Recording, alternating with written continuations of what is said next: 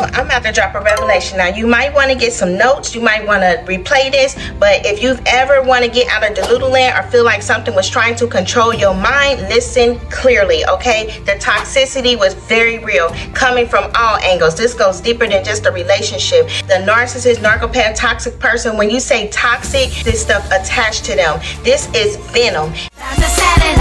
Then they can't stop us, no. Been through the dramas and traumas, but we unstoppable. Cause anytime we fall, we get back up again. Cause with God, we gon' win, win, win, win. Destined to win, and that's just how it is. Her gifted heritage is bloodline to the kids. We champions, ain't no stopping, ain't no end. We cutting off, you haters, snip. Arrows to the hand. I told them leave me alone, don't make my God come from his phone. Even told them knick-knack, paddywhack, and gave them dogs a bone.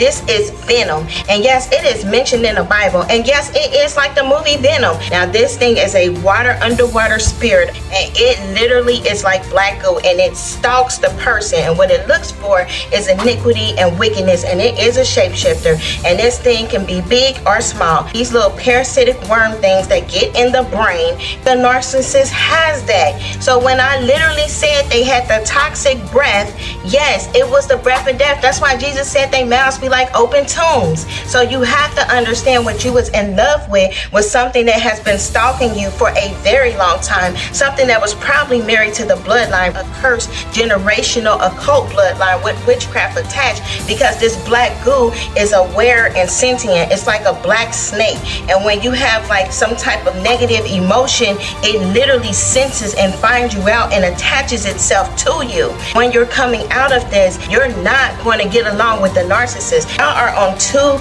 different kingdom fields. Forget the magnetic fields.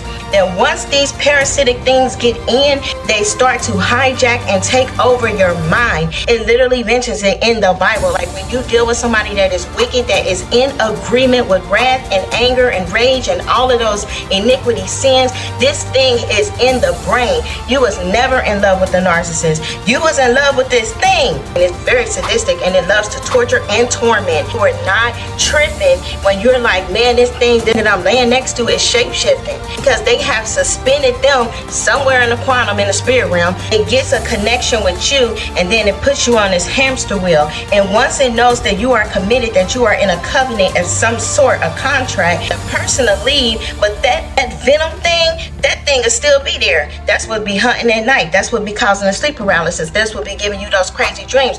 All of that is strategically designed, because once this thing gets in, it can only be cast out. Because when I got delivered from that thing, I literally had black goo come out, me and my son. That's how serious this is. When these people are with you, they are making deposits of little parasitic worm things, black goo things, and those things will take over your mind. It'll be mind control, and you will be under a mental torment bondage where that is all you are thinking about. You are not thinking about your purpose in God. You are not understanding who God is. You're not even comprehending the word of the living God. You're not even feeling like you're wanting to read. Instead, you are being drained, like your life force. These things literally suck out your life force. And we have to understand what the Bible say, what God say, because he told us to be prepared for this. We don't have time to be ignorant, because we are in the last days. We were literally targeted for annihilation, and they were not done.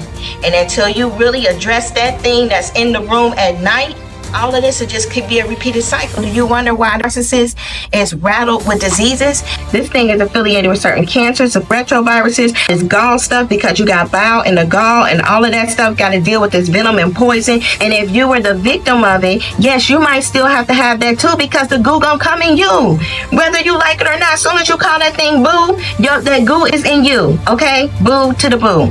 That's what it do. This understanding is gonna help you see clear on what you was dealing with. You weren't dealing with the narcissist. You was dealing with that spirit inside the narcissist. That was the slime demon.